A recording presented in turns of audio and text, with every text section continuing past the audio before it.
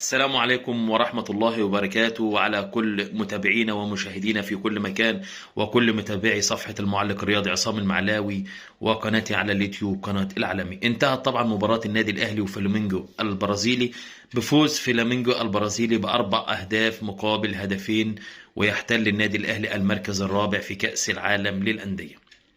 سريعا كده بس عايز اتكلم على شويه نقاط النهارده كده في مباراه النهارده. عايز اقول لك ان النهارده الاهلي ضيع مباراه سهله جدا جدا جدا النهارده. عايز اقول لك ان النادي الاهلي ضيع فوز سهل جدا جدا للنادي الاهلي. لو تلاحظ الهدف الاول من ركله جزاء خطأ على علي معلول، في ظل غفله من علي معلول في داخل منطقه الجزاء، وركله جزاء لفريق فلامينجو يحرز منه الهدف الاول.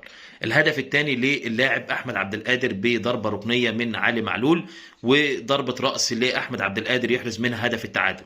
ثم الهدف الثاني للنادي الاهلي لاحمد عبد القادر بعد استلام ومراوغه في منطقه الجزاء 1 و2، وحطها على شمال حارس فريق فلامينجو البرازيلي. وعايز اقول لك ان احمد عبد القادر يعتبر من نجوم اللقاء ومن احسن اللعيبه في النادي الاهلي النهارده في مباراه فلامينجو، وعايز اقول لك من احسن مباراه لاحمد عبد القادر النهارده.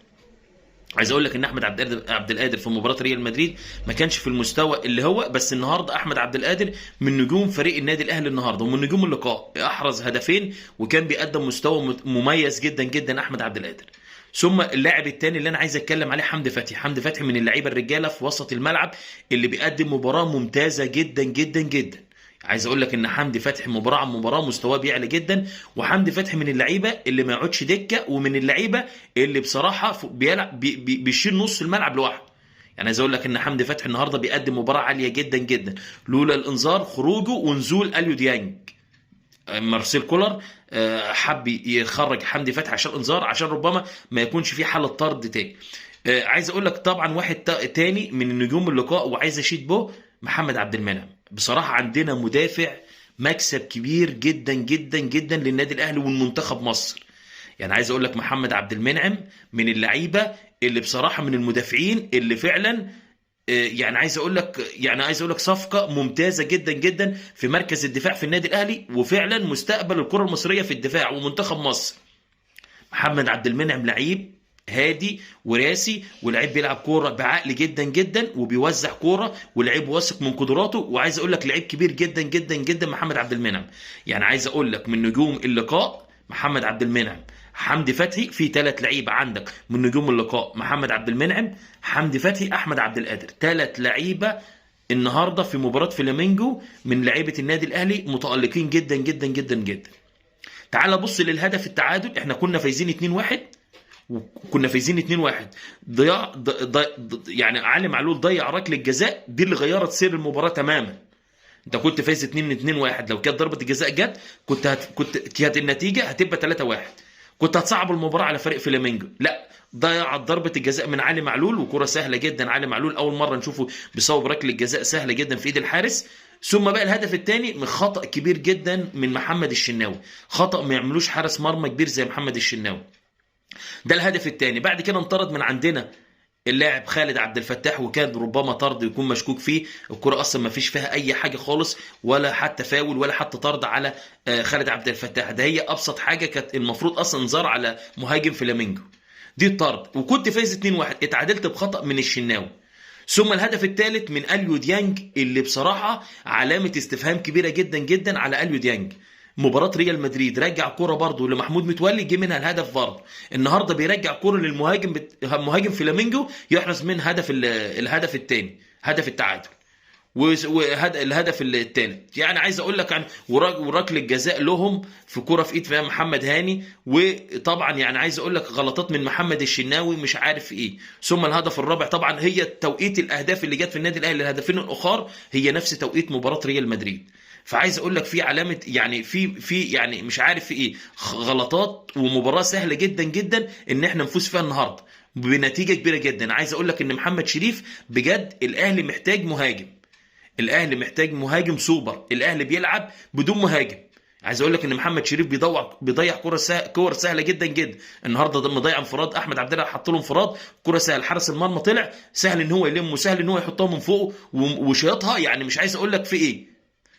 محمد شريف طبعا النهارده مضيع فرص، ايضا بيرسي تاو مضيع فرص النهارده، ضيعنا فرص النهارده وركله الجزاء، مضيعين فرص سهله جدا جدا في مباراه النهارده. يعني عايز اقول لك مباراه النهارده فوز سهل للنادي الاهلي. ما فيش واحد باجي يجي يقول لي ده مارسيل كولر كان وحش، لا مارسيل كولر اللعيبه هي اللي بتضيع فرص، هو مش هينزل يحط اهداف للعيبه.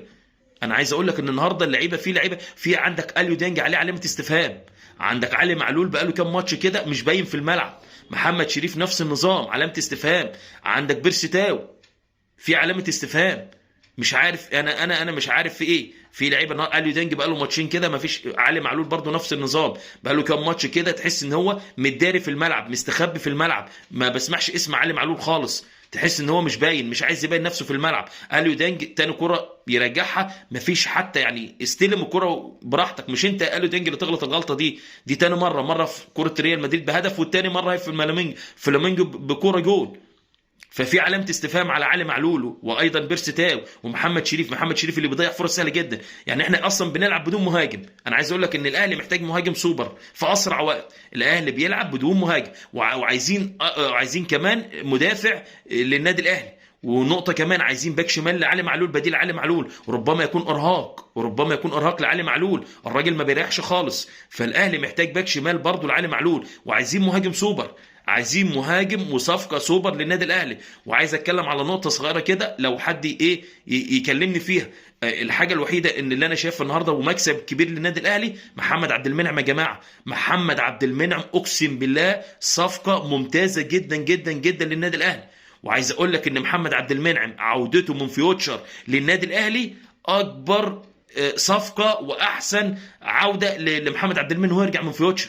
بقى عندنا مدافع بمعنى كلمة مدافع، احنا كنا بنقول عندنا بدر بنون اللاعب المغربي اللي مشي وراح احترف في الدوري القطري، كان برضه بيلعب كوره بعقل وبيلعب كوره وبيباص وبيبني هجمه من الخلف للامام. النهارده احنا كنا مفتقدين حاجه زي كده، النهارده مشي بدر بنون، النهارده عندنا لاعب زي محمد عبد المنعم استلام ومتمكن وبيستلم الكوره وبيباص الكوره ومش خايف ومتزن وعنده حاله من الاستقرار في ارضيه الملعب وبيوزع كوره.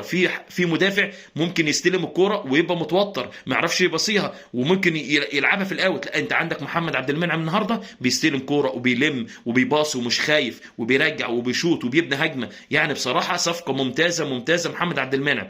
وعايز اشيد طبعا حمدي فتحي من اللعيبه الرجاله اللي ما بيهزرش، لعيب بجد في نص الملعب، النهارده كان شايل نص الملعب لوحده، برده ما بقللش من مروان عطيه لسه، بس مروان عطيه قدم مباراه كويسه النهارده. وايضا حمدي فتحي طبعا عايز يعني اشيد باحمد عبد القادر برده ونديله حقه، احمد عبد القادر في بعض الماتشات كان قليل جدا زي ريال مدريد، النهارده بيقدم مباراه عالميه، هدفين واداء ما فيش بعد كده وانفراد لمحمد شريف.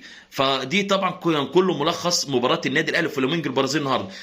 طبعا يعني كل التوفيق للنادي الاهلي وهارد لك للنادي الاهلي وحصوله على المركز الرابع، وايضا شرف الكره المصريه في بطوله كاس العالم للانديه في دوله المغرب. نتمنى طبعا التوفيق للنادي الاهلي في المباراه القادمه طبعا وعوده للدوري المصري. وطبعا النادي الاهلي بجد عمل بطوله على اعلى مستوى، وشكرا لمارسيل كولر المدير الفني السويسري اللي تعتبر برضه من صفقه الموسم للنادي الاهلي. لابد من صفقات ولابد من مهاجم للنادي الاهلي في اقرب وقت طبعا ان شاء الله.